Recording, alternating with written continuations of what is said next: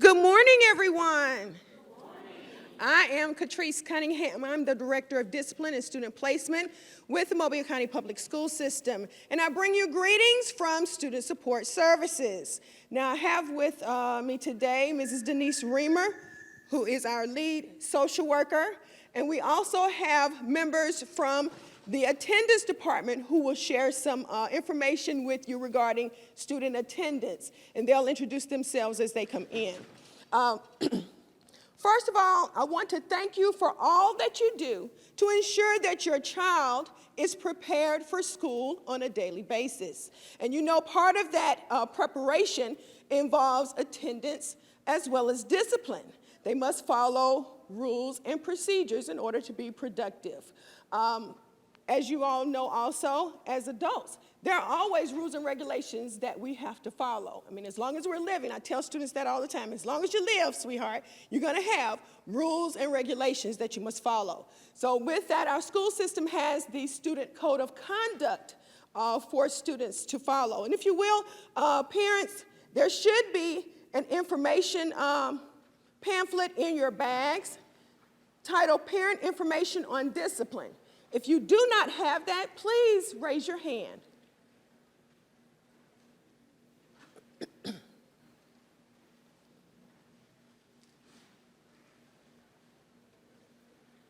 Does everyone have it?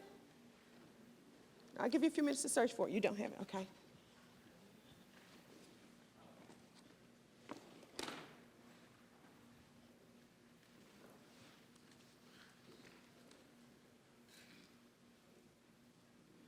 You have it, okay. If you do not have the pamphlet on student discipline, please raise your hand. Wonderful. Now, I'm not going to read it in its entirety, but I do encourage you all to make sure that you're familiar with everything that is in this pamphlet. Now, these are just little nuggets, so to speak, from our Student Code of Conduct. Now, of course, you read the Student Code of Conduct in its entirety, I'm sure, when you enrolled your child in online, when you completed online registration. But we're going to go over a few rights and responsibilities. If you would indulge me for a moment. Parents and guardians have the responsibility to ensure that the students are promptly and regularly complying with attendance rules and other procedures that are necessary for their education. Now, part of that means explaining absences and tardies. There are a lot of students that don't understand as they accumulate absences, those things work against them as it relates to their education. And of course, members from the attendance department will discuss that further.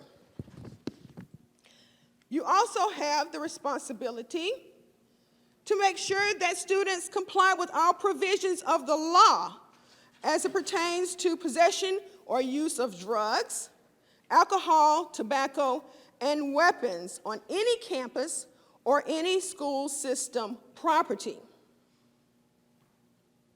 You also need to make sure that you discuss report cards and work assignments with your students. That is very, very important, parents. I encourage you to make sure that you keep up with your child's attendance as well as their grades. You also have the right to make sure that you keep up with their discipline records as well. You can go in and check their discipline on a daily basis. I had one parent to tell me that she didn't realize that her child was going to retrack as much as he was, but until she actually checked his discipline online. So you do have the right to access their discipline records online. Now, with regards to behaviors and the Student Code of Conduct, I'm going to go more in depth with that with you. We have in this system Group A through Group E offenses. Of course, your Group A offenses or your very minor offenses, and your Group E or your most serious offenses. And with that, as students exhibit those negative behaviors and are grouped in those various categories, the punishment will be minor or major. If you would indulge me for a moment, go to the next page where it says Student misconduct codes. If you're not there yet, raise your hand. Okay.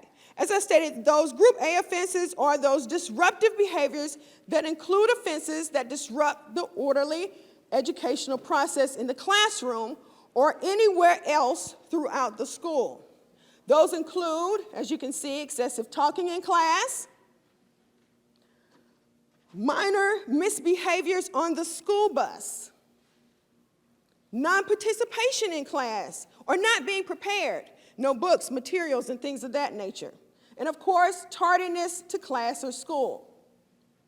If you notice to the right of that, you have your first offense is a teacher conference or some type of parent contact. The teacher will either call you or email you to let you know that your child has excessive tardies or little Johnny was extra talkative in class today, just to make you aware of these behaviors that are being exhibited.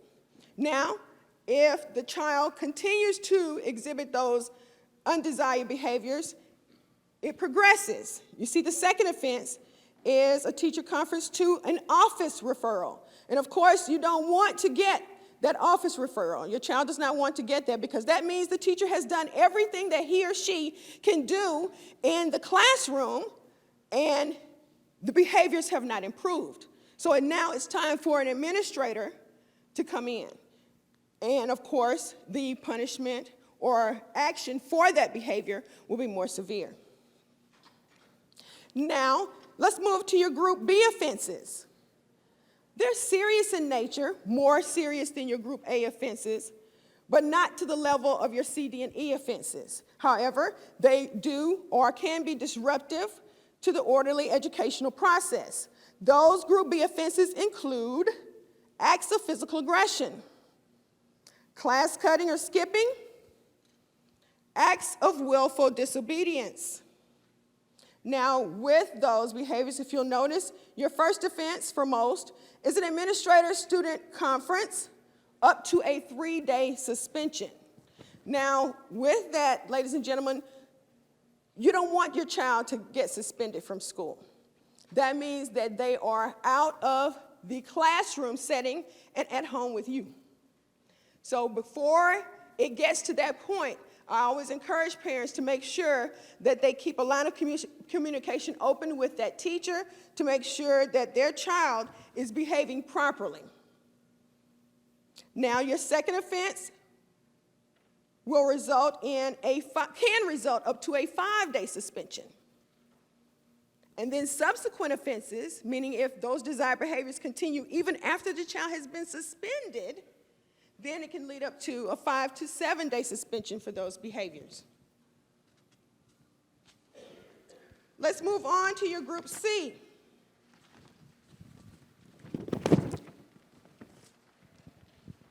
Now your Group C offenses are more serious in nature, and with Group C offenses, the school resource officer is always involved.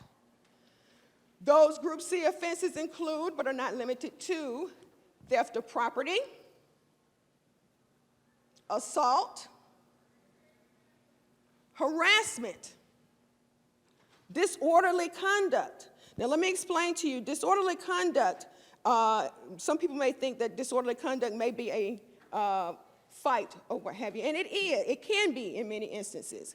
But disorderly conduct, with regards to our student code of conduct, is different from a physical altercation in that you have a group possibly of students engaging in a fight, and it becomes disorderly when persons try to intervene and break up the fight and they don't cease and desist. Then it becomes disorderly. Trespassing is also a C offense. And also pay close attention to C26, ladies and gentlemen. Possession and or use of vapes or related products and devices used to consume any substance or chemical other than nicotine, THC, or substances listed under the D category of offenses. So there are other oils and things of that nature that children like to have in vapes. They're not nicotine, and it's not necessarily THC or drug, but it is a vape and some type of substance that they are inhaling. That is a Group C offense. Now, with those first offenses and Group C offenses, you can have up to a 3-day suspension or possible long term for that very first offense, depending upon the severity of it. Now, for your second and subsequent offenses, if you'll notice, with C offenses, they can range from a 5-day suspension up to expulsion. Now, with expulsions, they are for a year, for 1 year. For instance, today is, July 29th? If a student commits a Group C offense, and this is their maybe second or third Group C offense, and the administration recommends expulsion, that means that child will be expelled from school from July 29th of 2024 to July 29th, 2025. So it's not 1 school year, it's 1 calendar year. Let's move on to Group D.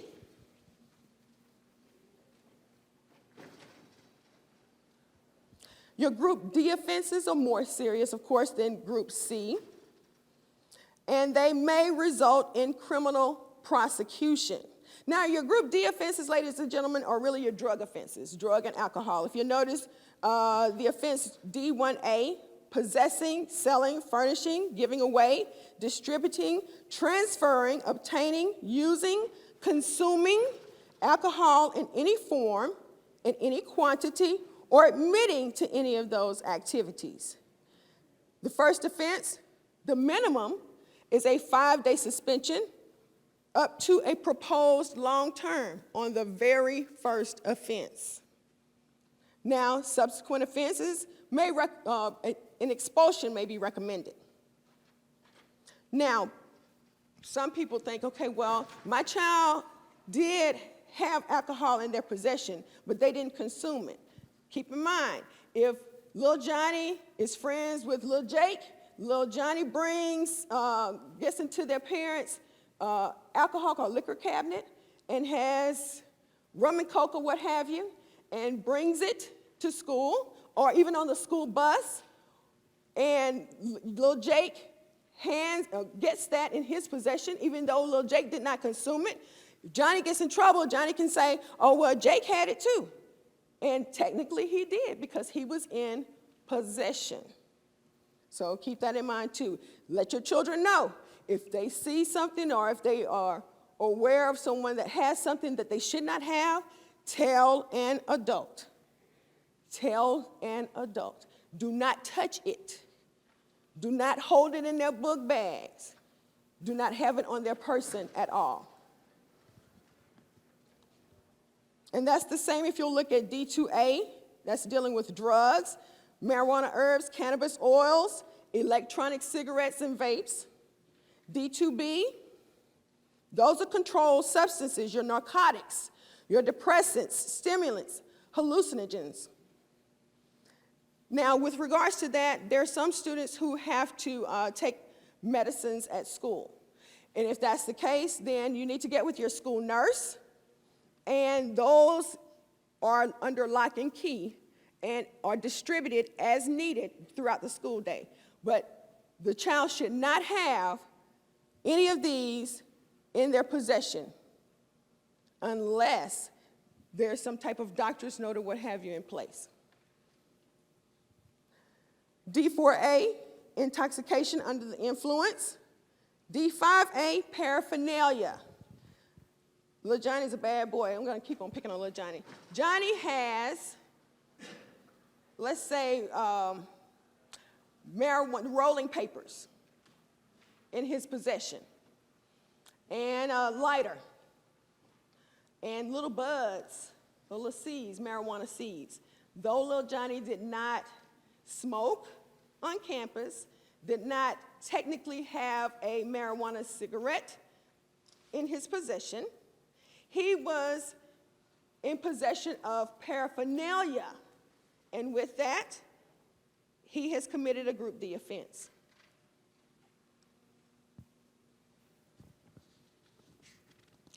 Let's move on to your Group E offenses. Let's flip the page. Now, ladies and gentlemen, these are your most serious. And they may result in criminal prosecution. And if you recall, your Group C, D, and E offenses involve the resource officer at all times. Now, I always tell students, as well as parents and guardians when I speak with them, that your Group C, D, and E offenses are those arrestable offenses. And they include, if you'll look at E1B, possessing, selling, furnishing, giving away, transferring, distributing, obtaining, or admitting to possessing, selling, furnishing, giving away, transferring, distributing, or obtaining a firearm. Your E3A are other weapons, such as a knife, razor blade, or other edged instrument. Let's look at E3B. Those include brass knuckles or other types of martial arts style weapons, stun guns, taser guns, or other devices designed to give an electric shock. E3C are your razor blades. E3D are explosive devices. And let's look at E4A, non-weapon as a weapon. Now, of course, in classrooms, we have your scissors, pencils, things of that nature, and you would not view them as a weapon, but educational tools, things that they use in order to complete assignments in class. However, those items can be used as a weapon. And if they are used as a weapon, then your child would have committed an E4A. For instance, instead of cutting the paper, little Johnny decides he wants to take the scissors and stab a student in the arm or in the leg or what have you. That is using a non-weapon as a weapon. Stabbing a student with a pencil is using a non-weapon as a weapon. Now, of course, with any of these, there are resources that are available. We have, if you look on the very last page, I discussed those drug offenses. We have a chemical abuse prevention program, which is CAP, for those who are dependent on tobacco, electronic cigarettes, and vapes, and other devices. And for those students who exhibit aggressive behaviors, then we have our conflict and anger management program that we have in place as a resource for parents to assist their students in dealing with those aggressive behaviors. Now, it's time for a little fun. Who can tell me what a Group A offense is? Raise your hand. Yes. I'm sorry? Excessive talking. Very good. Now, with the code of conduct and your various group offenses, remember I said that they range from minor to major actions that can be taken. Tell me one thing that can be done from the school if the child is talking excessively. Anybody? Parent-teacher conference. Very good. Okay. Now, Group B offenses. Tell me about those. Can anyone tell me about a Group B offense? Is it really serious? Is it an arrestable offense? No. But it's serious. It's more serious than an A offense. So give me an example of a Group B offense. Anyone? Skipping, fighting. Very good. Skipping, fighting. Now, with that, can a child be suspended from school? Yes, yes. The child can be suspended from school. Your Group C offenses. Now, what is important about that Group C offense? It is an what? Say it again? Very good. It's an arrestable offense. And who is involved in all times with Group C offenses? Very good, very good. Now give me an example of a Group C offense. Say it again. Theft of property. Yes, if a child has, no, we're not having phones this year, but let's say the child had a cell phone. The cell phone was stolen or borrowed by another student, and they just forgot to let them know that they were borrowing the phone. Theft of property. Okay. Your Group D offenses. Who can tell me a Group D offense? Say it again. Drugs. Your Group D offenses are those drug offenses. And are they more serious than Group E offenses? No, no. But they are more serious than Group A through C offenses. And it is an what type of offense? Arrestable. Very good, very good. Now, can a student be expelled from school for a Group D offense? Yes, they can. They can. Now, let me ask this. Are there programs in place to assist a student before they get to that point? Yes. And what would that be? CAP. Now, tell me about Group E offenses. Anyone? Firearms. Very good. Very good. Those are your firearms. Any type of firearms. And I neglected to tell you. Now, with firearms, that is automatic expulsion. Firearms are not allowed on any campus or school system property in the Mobile County Public School System. Now tell me about expulsions. Are expulsions for a quarter, semester? 1 calendar year. Very good. You are good pupils, good. Your children will be proud of you.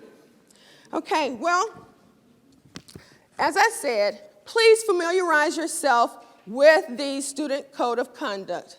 What I gave you today is just a little nugget. I said, remember I told you, these are little nuggets from our Code of Conduct, but it is online on the school system's website. So please familiarize yourself with that, as well as your children, because they need to know these rules and regulations. They don't need to come and say, well, I didn't know that talking too much could possibly get me in trouble, or I didn't know that skipping school or skipping class would get me in trouble. Because, they think, especially for those children, middle and especially on the high school level, if they go to first and second block, they just don't feel like going to that Spanish teacher today, so they're just going to go and hang out in the bathroom. Well, guess what?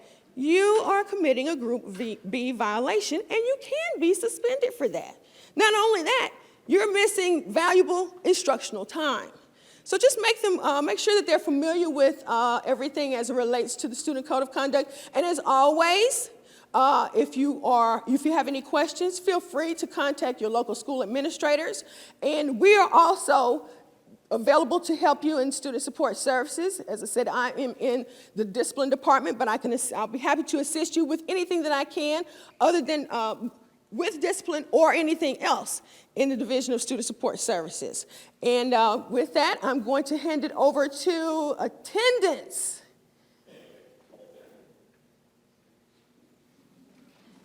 I'm Catrice Cunningham. Thank you so much for your time. This is my right-hand man here, Mr. Kurt Belson, the supervisor with attendance. Good morning. I have 4 of my attendance officers with me, and they all passed the baton. They want me to speak to you instead of them. So if you have this brochure, it should have been in your stuff. If you don't have it, I've got them up here. Don't have one? Can you all help get?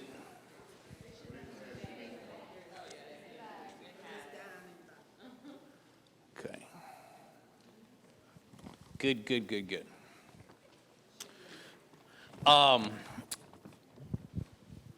I'm just going to walk you through a few things on the brochure and talk about a lot of these.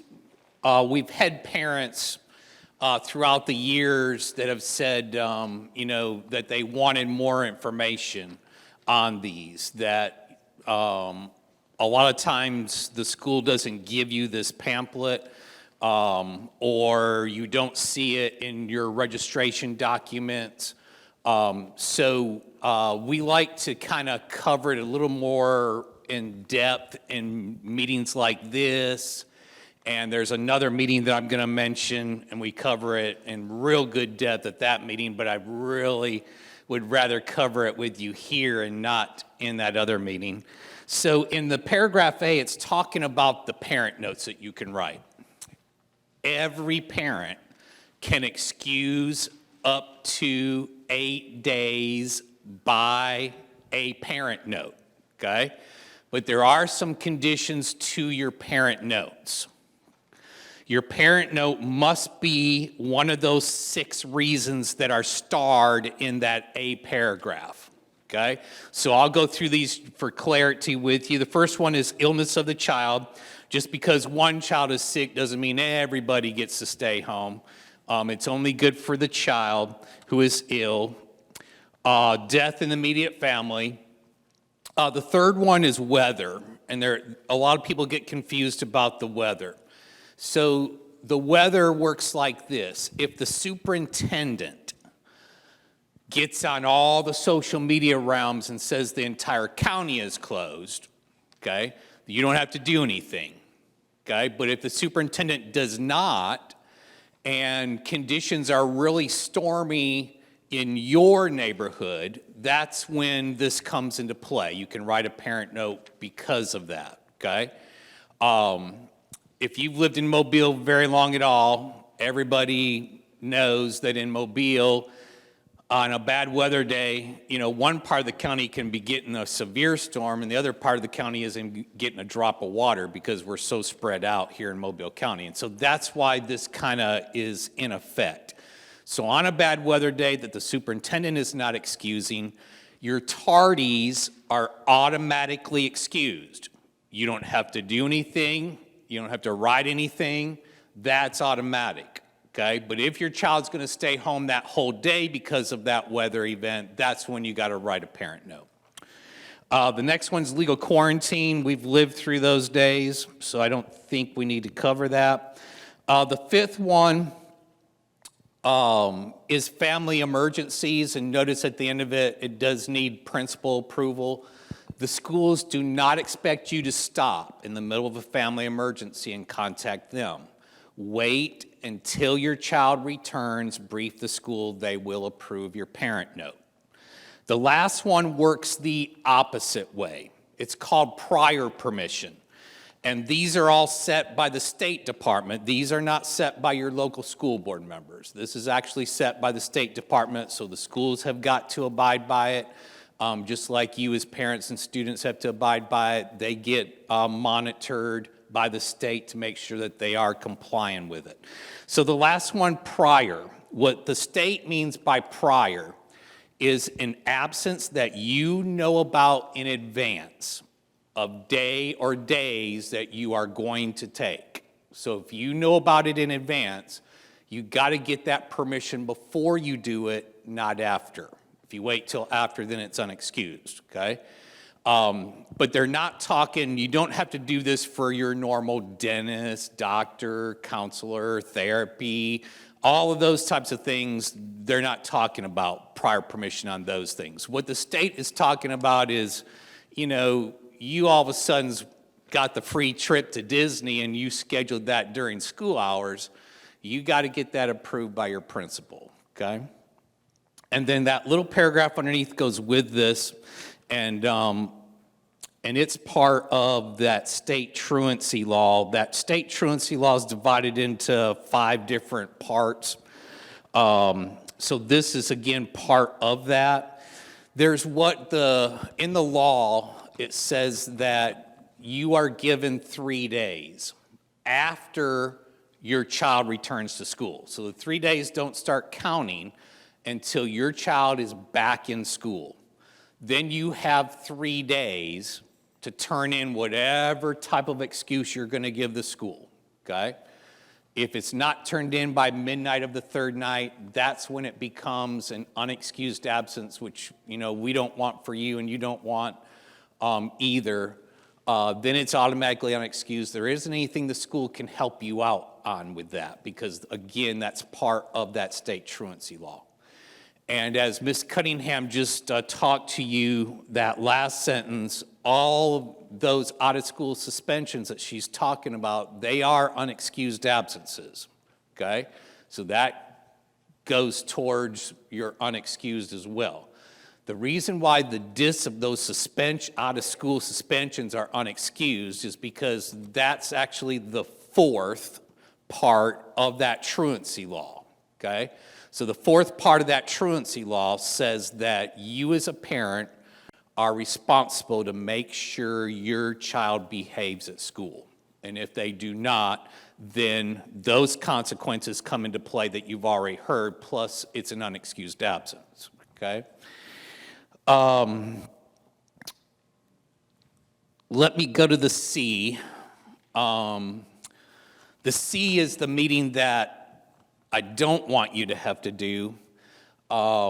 If your child gets up to 5 unexcused absences, then you have a mandatory meeting that you must attend with Keith Blackwood, Mobile's district attorney, okay? And so we do those every Friday throughout the school year. I do the bulk of the speaking. A couple of times, some of my attendance officers will do the speaking. But that meeting he covers with you all those components of the law and all the ramifications of that, okay? So I don't want you to have to go there, okay? Now, there are some things that will indicate to you that you're approaching that, okay? So the very first time a teacher posts an unexcused absence, you're going to get notified. You're going to get notified by your email address. So please make sure that email address is always up to date with the school, okay? So if it changes, get it changed, okay? Because they're going to notify you on the first unexcused. You'll get notified again on the second unexcused. You'll get notified again on the third unexcused. And then we're dealing with all elementary age. So on the elementary side, on that fourth unexcused, you get a referral to the family center, and they have a board-approved contract with us where they have a parenting program that they'll take you through to help with those unexcused absences, okay? At the 5th, you'll get that letter from Keith Blackwood, the district attorney, and they schedule you for a Friday. It's just right straight down the street at the courthouse. It's on the main floor. It's actually in the auditorium where the city council does all their meetings and the county commissioners do all their meetings. It's in that exact same room as all of those meetings, okay? Now, the truancy law for the state of Alabama states that if you hit that 7 unexcused absences, that's where you could end up with a petition to go before the judge with a truancy charge, okay? It is a Class C misdemeanor that goes on adults' records, okay? So we really want to intervene and help before that would happen, okay? And we have several ways that we can intervene and help besides that family center that I talked about. We do have social services that are represented here this morning. They can help as well, especially if it's housing instability or Yeah, she's going to talk about it, so she'll come up and talk about some of those reasons that maybe you can't help it. You know, you're going through a bad time, and you need help, okay? If you will reach out, and she's going to cover all those different areas so that you don't end up in this path, okay? If you'll go to that very center column, that E paragraph, this paragraph is talking about parents who have children with special needs, okay? It was originally started, this program was originally started right here in Mobile, and then the rest of the state started using it. It used to be governed by a local board of pediatricians right here in Mobile, and they kind of relinquished themselves from it, and it's basically left up to your individual doctor, okay? I have parents that ask all the time at the early warning truancy, you know, they ask me, well, how many days before I need to do this? And I would just say this to you. If your child's gonna miss more than 2 days every month because of something medical, you need to do this paragraph E, okay? So I'm gonna walk you through it. There's a couple of things that, you know, some parents, they do the one thing and they don't do the other, and they end up at that early warning truancy program on Fridays, okay? So I'm gonna walk you through this so you got it really clear, a good understanding of how to do it, okay? It's called a chronic ailment letter. And let me just kind of give you a heads up. If you feel like you're going to need this for one or more children in your family, first, before you schedule your doctor's appointment, go by the school and ask the school nurse for the documentation. The school nurses have all the documentation that your doctor needs, so that, you know, it's just a one-pager, and there's 3 places on there that your doctor needs to put something, okay? And so it makes it a lot easier on your doctor's office, so then you don't have to wait in their waiting office for, you know, a secretary or receptionist to type it all up, because it's already typed up. Your doctor can do it in less than 30 seconds, okay? So one place on that, the doctor's gonna put the amount of days that they expect your child to miss. The other line, they're gonna put what the medical condition is called, and the other line is their signature. So they can do that in less than 30 seconds, and you're in and out of there, okay? Then you take it back and give it to the school nurse, okay? And then they log it into the system so that your child's classroom teacher can see it, okay? And that's one step that's so very important in this, okay? So you've got to get that letter, submit it to the school 2 times a year. They are only good for 1 semester at a time, okay? So the first one's good August until we break in December, and that one's null and void. Then you got to get another one that covers you January until the 1st of June, and then that one's null and void, and that cycle keeps going, okay? The reason why the doctors want to see you 2 times a year is because some of these things don't need a whole lot of long-term care. Some of your children just need it for a little while, and then they don't need it anymore, okay? The reason why it was first started for the kids who have sickle cell disease and some of our kids that have cancer, because those 2 things in particular cause our students to miss, you know, upwards to 80 days a year. And so, you know, they started it for that, but you know, they've adjusted, and they'll pretty much do it for anything that's going to cause your child to miss significant amounts of days, okay? It's just left up to your doctor, okay? So that's step 1. Step 2, even though you've given the school that letter from the doctor, you still got to write a parent note. But all you say in that parent note, always say, my child is out due to their chronic ailment. That's what you say. That's what triggers that classroom teacher that you've done all that other stuff, okay? because they're going to get a little icon whenever they put your child's attendance in. When they see that, they know you've done that. They're looking for you to say chronic ailment, and then instead of using up a parent note for something medical, they're going to code it with another code, so it saves you from using up those 8 days that you can write by parent note, and it saves you from running back and forth between those doctor's offices and paying co-pays or full office visits just to get a piece of paper that says your child is excused, okay? So that's kind of how that works, and I'll just give you an example of how it doesn't work, okay? I had a father back in January that had to go to the early warning truancy program. And after the program was over, he came up to me, he goes, I did everything that you talked about in paragraph E. And so I said, okay, you got that letter 2 times a year like yours? Yes. He goes, and I said, you wrote a parent note? He said, yes.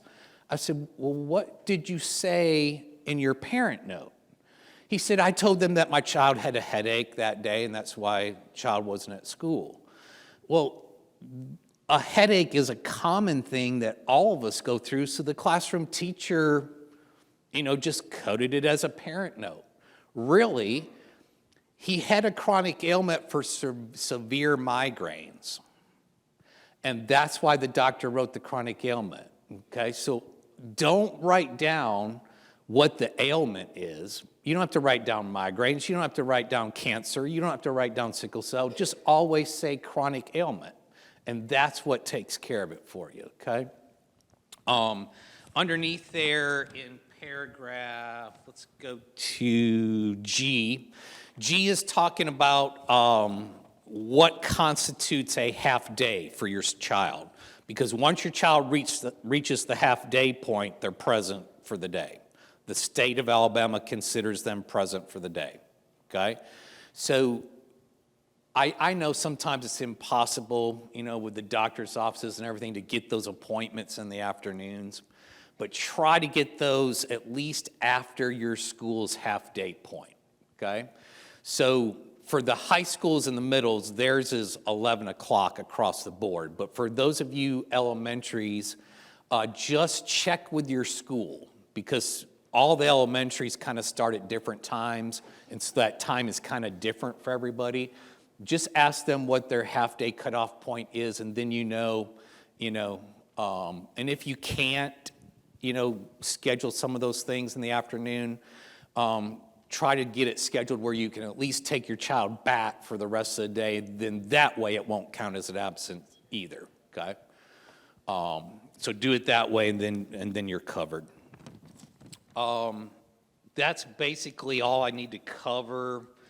Because you're elementary. On that last trifold page, it's basically just for high schoolers on the inside.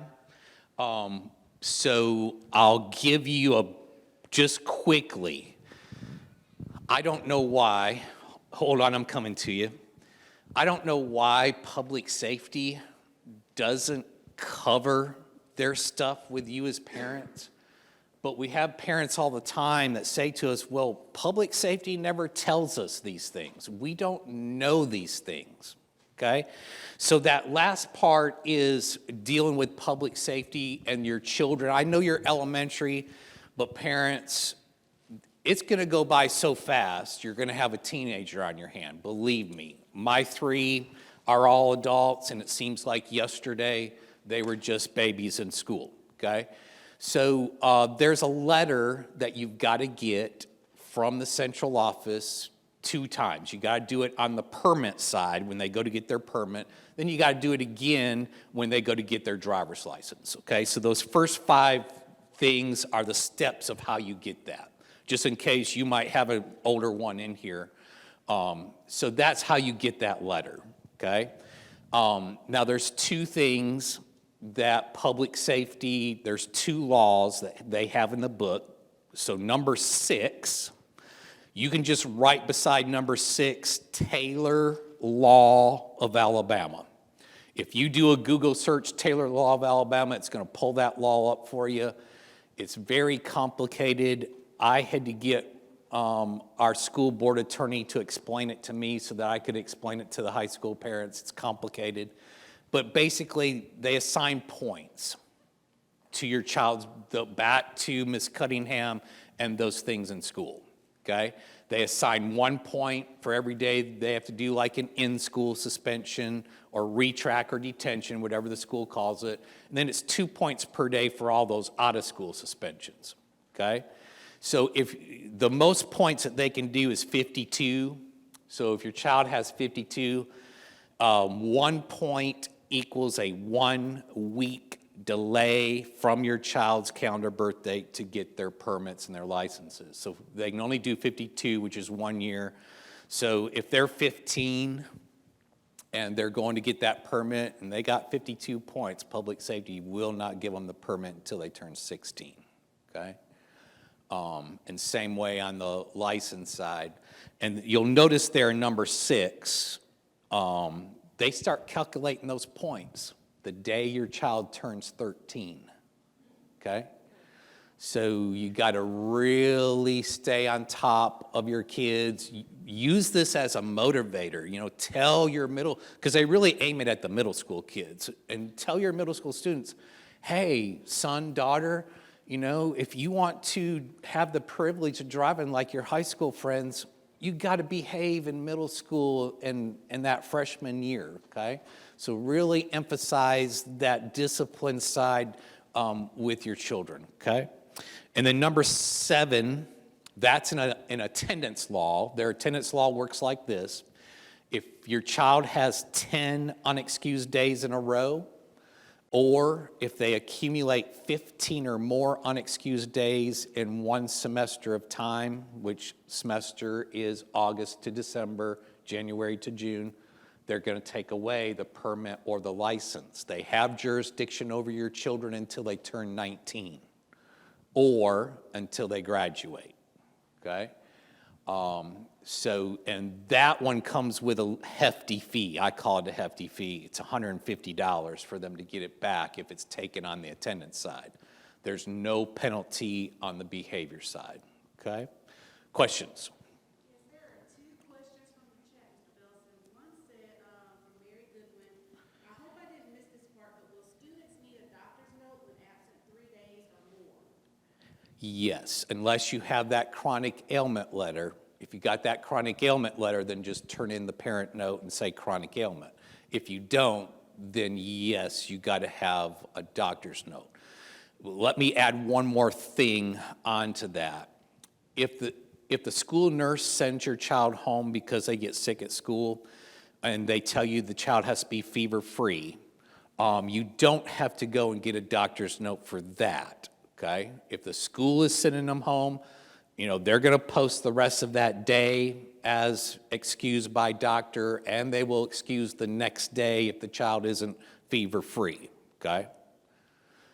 Go ahead. The next question is from Ms. Goodwin as well. My child receives clinical therapy. He's a SPED student. Will early dismissals count against him for therapy?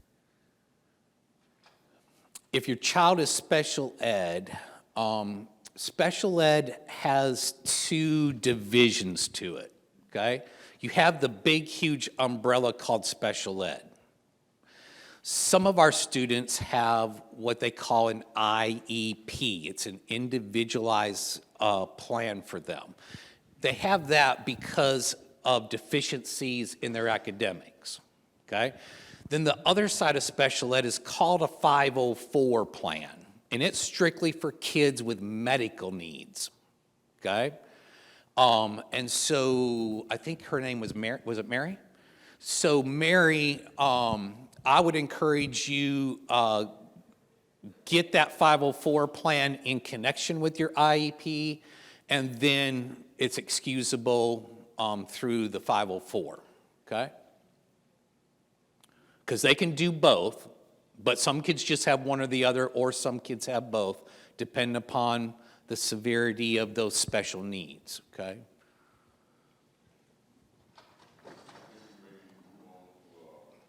Okay? So thank you all.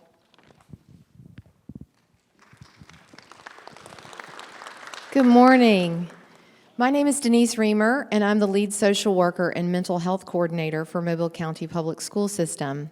So I'm also in the Division of Student Support Services, and so I want you to think of Student Support Services. We're the division that does all of the other things other than academics, right? We have attendance and discipline. We have social services, which is what I'm going to talk to you about. We have all the transportation is in our department. We also have health services with all of our nurses. So we have a lot of different, am I missing anything? And records. So we deal with if you need a transcript from when you graduated, or you need a diploma because you've lost your diploma, all those things that the registrars do. So I'm going to talk to you for just a couple of minutes about social services. What we really want you to know when you leave here today is that we are here to help you, right? So we have, as I said, including myself, a team of 14 licensed master's level social workers who work for Mobile County Public School System. We are not DHR, right? We do not have an affiliation with DHR. We are Mobile County Public School System employees, and our job is really to strengthen your relationship. Think of us as, think of a chain, and we're like links in that chain between you, the home, the school, and the community. So what our social workers want to do, and we have our social workers assigned in feeder patterns. So what a feeder pattern is, we have 12 of those, so when that elementary school that feeds into that middle school, that feeds into that high school, right? So for an example, Baker High School is a feeder pattern, and all the schools from, let's say, O'Rourke Elementary feeds into Causey Middle, and then Causey Middle feeds into Baker. So that's how we have our social workers assigned. Our attendance officers are similarly assigned, and our resource officers are assigned that way. We all work as a team, and so we're working very closely with our attendance officers, our resource officers, all of our local school counselors that are there in the school building. And what we're trying to do is make sure that your student can come to school, and our nurses, I forgot our nurses. We all work as a safety team because that's what we want. Our main goal is to keep your child safe at school, physically, emotionally, just pretty much the whole child, right? Because when a child is not well, whatever that reason is, they cannot learn very well, right? They have those some roadblocks, some obstacles. So we want to try to take out those barriers, take out those roadblocks and obstacles, and see what kind of help we can get for you as parents so that you can support your children, and so because you know them best. And so we want to know what you know at the school level so that we can help your child learn the best. So within social services, here are some of the things that we cover. What we're trying to do is any of those students, as Mr. Belson mentioned, that are experiencing housing instability, if you're living, unfortunately, we don't have a lot of affordable housing in our community, as you guys may have noticed, and we also don't have a lot of shelter beds in our community. So a lot of times, our families are living in motels up and down I-65 and I-10, and our job under the federal law is to make sure that they can enroll and succeed academically just like any other child. So we want to really focus on those students who are either homeless or at risk. And what we mean by at risk, anything that might be impeding their academic success. It could be that, maybe mom lost her job, or maybe mom had to, go out of town to work, and so the child is staying with a grandparent. That grandparent might need some extra help, right? We have a lot of grandparents raising children, and we want to support those grandparents because we know that that's a tough job, right? It's tough as parents. I think all of us are parents in this room, and it's tough to be a parent. I've raised two, and my husband says they're in the terrible 20s right now. So not the terrible 2s, but the terrible 20s. So other things that we do in social services is we are responsible for mental health coordination. And so we do have in 58 of our schools, we have actually on-site therapists from Alta Point, and then we have 12 that are from the Bridge. So we have both mental health services and substance abuse services. And those are, if you noticed during your online registration, you had to check a little box saying, because the state passed a law a couple of years ago saying that all parents have to opt in, That means that you have the control, right? For any child who's under the age of 14 in the state of Alabama, then parents have to consent so that those children can get those extra services, those mental health services. So we want you to know that we have those services available, and we can actually do all of that on site so that your child does not have to lose instruction time for you to go get them at school, take them to a clinic, see the therapist, come back to school. They can actually do that. And we're trying to expand that program so that all of our schools are covered. If one of our schools is not covered that your child is attending, we will certainly help you get to that point and get you a referral so that your child can receive the services they need.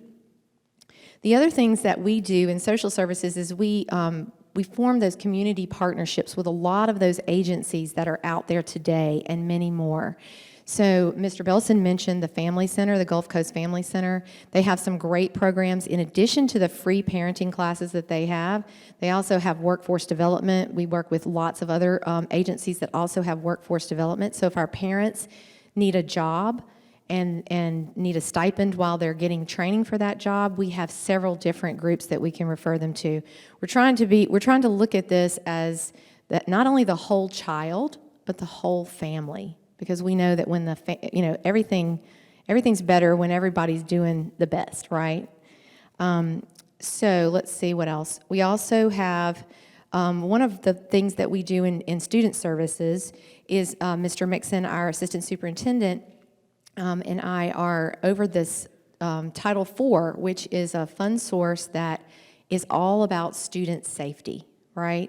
And we talked a little bit about student safety. That's just not just physical safety, making sure the buildings are secure, but it's also your child's mental health that we want to make sure they're doing well. The other thing that we want you to know about is that we have, during COVID, all of our students got laptops or iPads if they're K through, I think some of the Just 4 and smaller children have the iPads. And so what we did was we have a software program on there called Learn Safe. And anytime a child either uses their email address that they have associated with their student account, anytime they're using that device or they log into their email from Mobile County Public Schools, and I know you have little ones, but I just want you to be aware of this, that anytime we're monitoring that. So anytime they're on using that and something comes up on their computer, whether they visit a site, because we all know that these days, I see little 2-year-olds and 3-year-olds walking around with an iPad, walking around with a cell phone, playing games, but sometimes they can actually access things that are not meant for their eyes. And we want to protect them from all of that. So if they accidentally do it, or if they get on a website and they type something in, or if they type in something saying that they want to harm themselves or harm another person, all of that is flagged, and we will get an alert. So that safety team that I mentioned to you, so the social worker, the counselor, the resource officer, and the administrator at the school, we all get an alert. And we get an email, and it tells us this is the person, this is the child who's put this on the computer or who's access to this site that they shouldn't. We try to block all of those sites, but sometimes we don't get all of them. And so we want to make sure that our children are safe. So we're constantly looking at that so that we can get resources to that child immediately. So for instance, I'm going to give you an example. If a child were to put in an email from one friend to another, I want to hurt myself, then we're going to get that alert. We're going to go pull that child in immediately, and the counselor is going to meet with that child, counselor and administrator. They're going to call the social worker in. And the parent, they're going to call the parent, yes, and I'm going to tell you about that in just a moment. So we have a student safety protocol that our counseling and guidance department, along with social services, we work very closely on that. And part of that protocol is to call the parent, but we want to get that child safe first, right? So we go and get the child. We never leave the child alone. The child is always with someone. We talk to the child and see what's going on, and then we call the parent, and then we have the parent come in for a conference, and then we offer you some resources, like connecting you to counseling outside the school system, okay? So those are some of the things that we do. We also have been working very closely since COVID with Feeding the Gulf Coast. And so in some of our schools, we have food pantries because we don't want food insecurity to be an issue. We want children to have, whatever they need so that their brains can be healthy and they can learn the best. I told you about Alta Point, the bridge. We also have ICU mental health in our school system. We're trying to branch out so that we can, like I said, have all of those schools covered. And one of the things that Ms. Cunningham mentioned earlier is, the schools will try to deal with any behavior or any issues that are disrupting the classroom. They'll try to deal with that at the school level. And then if they've done everything that they can do, they can reach out to a team that we have in Student Support Services. And then that team is Ms. Cunningham, Mr. Belson, myself, the social workers. We have someone from special education there. And we meet twice monthly to go over those referrals that we get from the schools, because we're going to be reaching out to you as parents to say, hey, the school has tried A, B, C, D, E.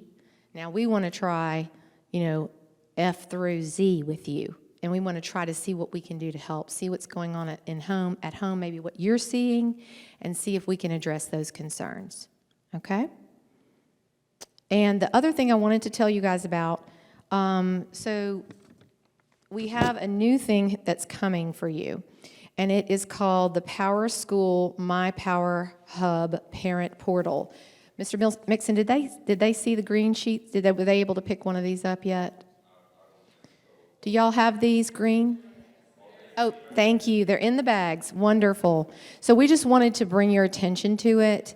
So our IT department is working on this. It's not quite ready, but we're hoping to have it ready for you when school starts. But that's this green sheet.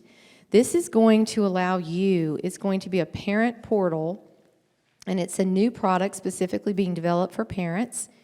And it is so that you will be able to track, you'll have access to all of the necessary real-time information on your student, including attendance, grades, assignments, and schedules. And access to this hub, along with more details, will be shared with you in the very near future. So this is going to be able to, you'll be able to, from your home, from your computer or your phone, you'll be able to access PowerSchool, which is our student information database, and you'll be able to look at these things for your own students. Does anyone have any questions? Yes?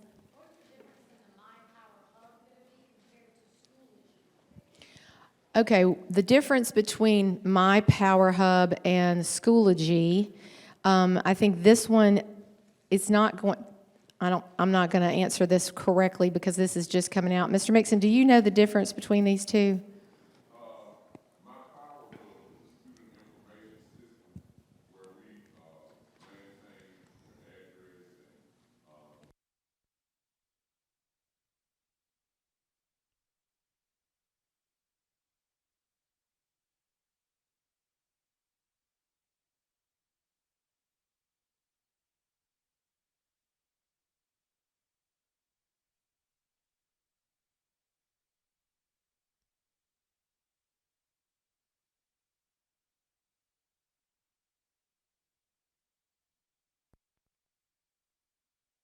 So it's the teaching and learning platform, whereas the Power Hub Parent Portal is just for you to look at grades, attendance, schedules.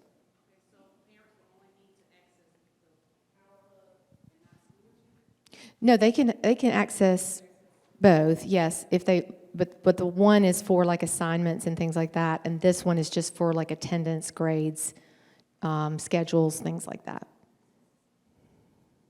Okay? Any other questions that you all might have for any of us here in Student Services? Yes?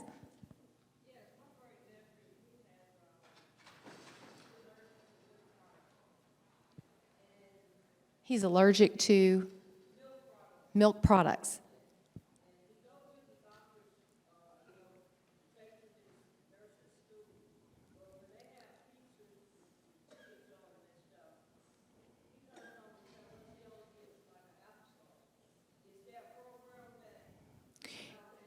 Yes, ma'am.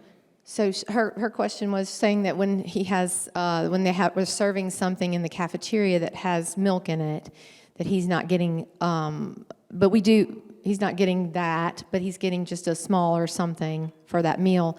So I would direct you to our child nutrition program at the central office, and you can also speak to the cafeteria manager at the school. If you do not get it resolved there, then you can definitely call our child nutrition program at central office. And I'm trying to remember the number for child nutrition. If you give 221-4000 is our main number, and you can call that. Also, I did want to tell you, if you ever need help from us, or you know somebody who needs help, and you can always call our main number at Student Support Services is the 221-4245. So you can always reach out to Student Services. If you don't know which way to go and you're just needing some help and you're just not sure, then that's what we do at Student Support Services, and we'll be happy to help you there. The other thing I wanted just to tell you, since you're K through 2 parents, is remember those first few weeks are going to be an adjustment, right? I remember when my child first went to kindergarten, he was exhausted every single day, right? And couldn't do anything when they came back. And just remember their moods might be a little bit different, because they're going to be experiencing something that they haven't experienced before, especially if they're in kindergarten. So just be patient with them. And when you're asking them about their day, ask those open-ended questions, so they don't just say, this is what my child always would say. I'd say, how was school? Fine. That's not what you want to ask those open-ended questions, like, tell me something that you did today in school. Tell me what your favorite part of school was. Mine was always lunch and recess. That's always what they said. But we welcome you. We're so excited to have this opportunity to talk to our parents, and just know that we're there to help you, okay?